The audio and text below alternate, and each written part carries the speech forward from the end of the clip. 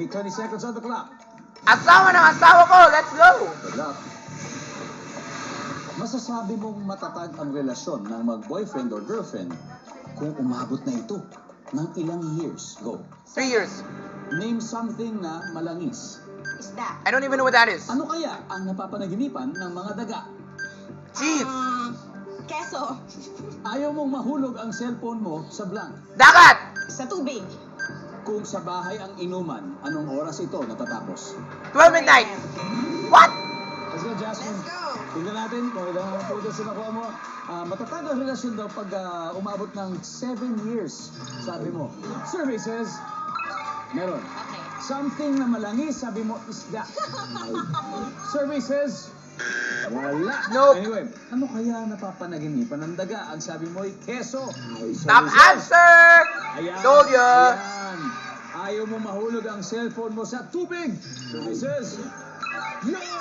I said dagat. Kung sa bahay Dagat. ang It's oras the na same matapos, thing. Sabi mo, alas 4, 4 a.m. Survey LOL. says, meron. 84. So weird. Not bad, Jasmine. Not bad. Balik mo na tayo. Thank you, Big Let's welcome back Lizelle Lopez. Lizelle, Okay, Kuya Raver. ready. Okay. I thought that's Kuya Raver pala who's joining Pass Money. Okay lang. But that's the girls pala. Kinakabahan pero excited. Yeah. Kaya mo yan. Yeah. Si Jazz nakakuha ng 84. Okay. 84 points, ibig sabihin 116. Kunti lang yan. Kaya. Alright. At this point, mapapanood na po ng mga viewers ang sagot ni Jasmine. Give me 25 seconds on the clock, please. Slow, Lizelle.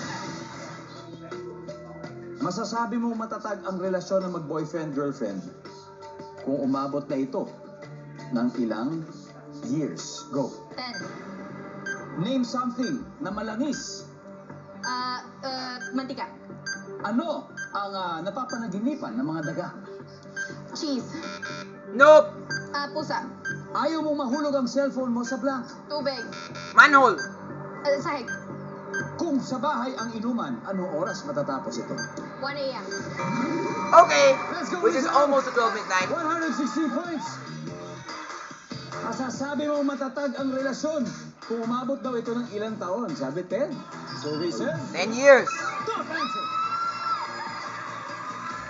Didn't even know that were the top answer though. Na malangis. Ang sabi mo ay Malangis. I don't even know what that is.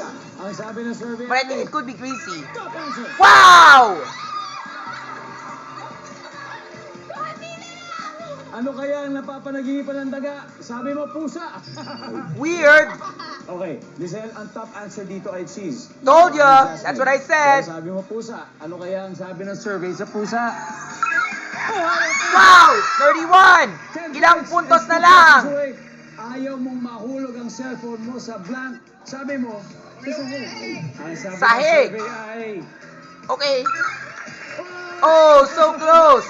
They just need 3 more points and it's over. Ang top But the answer last- ay tubig na kuha mo. Yes. Dagat or tubig, 3 points, it's the Lizelle. same. 3 points. Kung sa bahay ang inuman, anong oras ito natatapos?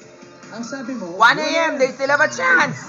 Almost at 12 midnight, but they can still earn 3 points. Ang sabi ng ating survey sa 1 a.m. ay... Done! Congrats, asawa ng asawa ko! Ang galing! Hanip! Galing talaga! So doon ay... Magnood na kayo ng asawa ko! 9:30 p.m. Mondays and Thursdays lang yun. Ha? What? Ano yung top answer? 12 p.m.? 12 a.m. pala? Yup! That's what I said! 12 a.m. At syempre, may 20,000 din para sa charity. Ano bang napili niyo guys? Ang napili namin ay Little Brave Hearts para sa mga batang may... Hi, Kuya Raver! Saan sila mapupunta? Idol kita! Lalo na yung nanay ko!